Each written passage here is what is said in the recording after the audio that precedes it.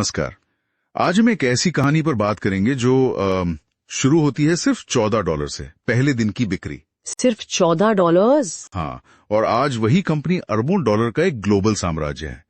हम बात कर रहे हैं डोमिनोज पिज्जा की और इसके फाउंडर थॉमस मॉनिगन की। बिल्कुल।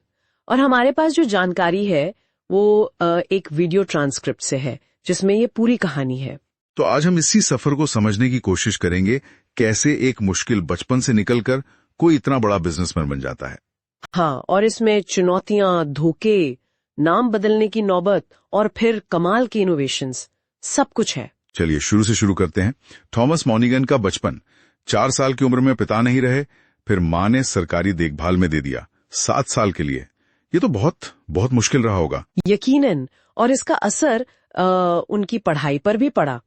मिशिगन यूनिवर्सिटी में एडमिशन तो ले लिया, पर फीस के पैसे जुटाना ही अपने आप में एक संघर्ष था। उन्होंने घर घर अखबार बेचकर पैसे बचाने की कोशिश भी की, पर वो पैसे भी एक फ्रॉड में चले गए। तो शुरुआत से ही मुश्किलें थी। आता है 1959 और उनके भाई जिम का आइडिया। हाँ, डोमिनिक डिवाटी का एक बंद पड़ा रेस्टोरेंट था, डोमिनिक्स, उसे खरीदने का आइडिया। अच्छा। तो उन्होंने पोस्ट ऑफिस से करीब $900 का लोन लिया और वो रेस्टोरेंट खरीद लिया। उस पर $2000 का कर्ज भी था पहले से। अरे बाप रे। और नाम वही रखा? हाँ, नाम डोमिनिक्स ही रखा। 9 दिसंबर 1960 को खोला और जैसा आपने कहा, पहले दिन की कमाई महज $14। $14। हाँ, पर उन्होंने जल्दी डिलीवरी शुरू कर दी। ये उनका एक बड़ा कदम था। लेकिन सिर्फ $14 और फिर 8 महीने में भाई अलग हो गया। एक वॉक्सवैगन गाड़ी के बदले 50% हिस्सेदारी छोड़ दी। ये तो बिल्कुल बड़ा झटका था। और बिक्री भी जैसे कॉलेज सेमेस्टर खत्म हुआ, $75 से गिरकर $28 पर आ गई थी। भाई के जाने के बाद टॉम एकदम अकेले पड़ गए। यूनिवर्सिटी छोड़ दी, पूरा टाइम रेस्टोरेंट को दिया। कहते हैं कि गुजारा करने के लिए कई बार जले हुए पिज्जा खाएं, पर यही उन्होंने मुश्किल में ही एक इटालियन दोस्त से सॉस की एक बढ़िया रेसिपी सीखी। इससे पिज्जा का टेस्ट सुधरा और बिक्री बढ़ने लगी। तो क्वालिटी पर फोकस काम आया। बिल्कुल, लेकिन मुश्किलें कहाँ खत्म होनी थी। फिर एक और पार्टनरशिप हुई जिम गिलमोर के साथ। अच्छा, ये कौन था? दिलचस्प बात यह है कि गिलमोर ने कोई पैसा नहीं लगाया और 50% हिस्सेदार बन गया। क्या, बिना पैसे लगाए? हाँ, और फिर उसकी लापरवाही, धोखाधड़ी, उससे बिजनेस को काफी नुकसान हुआ। आखिरकार कोर्ट कचेरी के बाद वो पार्टनरशिप खत्म हुई। ये तो बुरा फंसे। और इसी बीच नाम का भी पंगा हुआ। हाँ, जो असली डोमिनिक डिवाटी थे उन्होंने अपने नाम के इस्तेमाल पर एतराज कर दिया, तो टॉम को नाम बदलना पड़ा। और यहीं से जन्म हुआ डोमिनोज का। सुना है ये नाम किसी डिलीवरी ड्राइवर ने सुझाया था। हाँ, कहानी तो यही है। और लोगो भी वो 3 डॉट्स वाला। उस वक्त उनके 3 स्टोर थे, तो उनको दिखाने के लिए। सिंपल और बढ़िया। सही कहा। और यहीं से टॉम ने कुछ बड़े स्ट्रेटेजिक फैसले लिए। एक दिन स्टाफ कम था, तो उन्होंने सिर्फ पिज्जा बेचे और देखा कि फायदा सबसे ज्यादा हुआ। अच्छा। हाँ, तो उन्होंने मेन्यू एकदम सिंपल कर दिया, सिर्फ पिज्जा, वो भी 2 साइज में। काम कम, मुनाफा ज्यादा।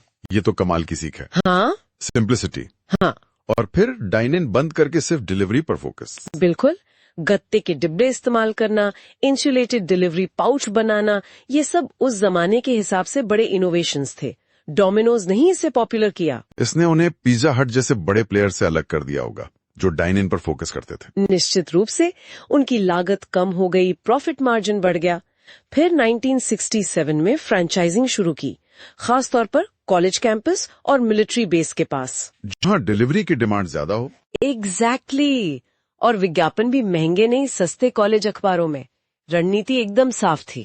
और नतीजा दिख रहा था। 1969 में 42 स्टोर्स, 1978 तक 200 और 80 के दशक में 5000 स्टोर दुनिया भर में। ये तो कमाल की ग्रोथ है। और इस ग्रोथ को और तेज किया 1984 के कैंपेन ने, 30 मिनट या फ्री। ओ हाँ, ये तो बहुत फेमस हुआ था। बिक्री तो एकदम रॉकेट हो गई होगी। आसमान छूने लगी थी। मार्केटिंग का जीनियस स्ट्रोक था ये, पर इसका एक डार्क साइड भी था। हाँ, मैंने भी सुना है, डिलीवरी ड्राइवर्स पर प्रेशर बहुत बढ़ गया था। एक्सीडेंट्स बहुत ज्यादा। 1989 में एक 17 साल के ड्राइवर की मौत हुई। एक साल में करीब 20 मौतें रिपोर्ट हुई। कंपनी पर भारी फाइन लगे, 32 मिलियन, 78 मिलियन के मुकदमे हुए। नेगेटिव पब्लिसिटी बहुत हुई। फिर ये कैंपेन बंद करना पड़ा। हाँ, आखिरकार इसे बंद करना पड़ा। ये दिखाता है कि मतलब अग्रेसिव मार्केटिंग के अपने खतरे भी होते हैं। इन सब उतार चढ़ाव के बाद टॉम मॉनिगन ने 1998 में कंपनी बेच दी $1.1 बिलियन में। हाँ, एक अविश्वसनीय सफर का अंत। हालांकि कंपनी के लिए मुश्किलें बाद में भी आईं, जैसे वो 2009 का वीडियो स्कैंडल। ओ हाँ, वो तो काफी बुरा था। कर्मचारियों ने वो प्रैंक वीडियो बनाया था। उससे रेपुटेशन को काफी धक्का लगा था, लेकिन इन सब के बावजूद आज डोमिनोज देखिए कहाँ है। दुनिया की सबसे बड़ी पिज्जा चेन्स में से एक, करीब 18,800 से ज्यादा ब्रांच, पिज्जा हट से भी ज्यादा। और बिक्री में तो पिज्जा हट से करीब 4 गुना आगे हैं, जबकि कर्मचारी शायद कम हो। रोज लगभग 3 मिलियन पिज्जा बनाते हैं। कमाल है। तो इस पूरी कहानी से क्या सबक मिलते हैं? मेरे ख्याल से सबसे बड़ा सबक है रेजिलियंस, मतलब मुश्किलों से लड़कर खड़े रहने की हिम्मत, फिर इनोवेशन, खासकर डिलीवरी और मेनू को सिंपल रखना, और हाँ, बुरे अनुभवों से, चाहे वो पार्टनरशिप हो या पीआर संकट, उनसे उभरना। बिल्कुल। और ये सोचने पर मजबूर करता है कि डोमिनोज की इतनी लंबी और ग्लोबल सफलता के पीछे आखिर सबसे अहम क्या था?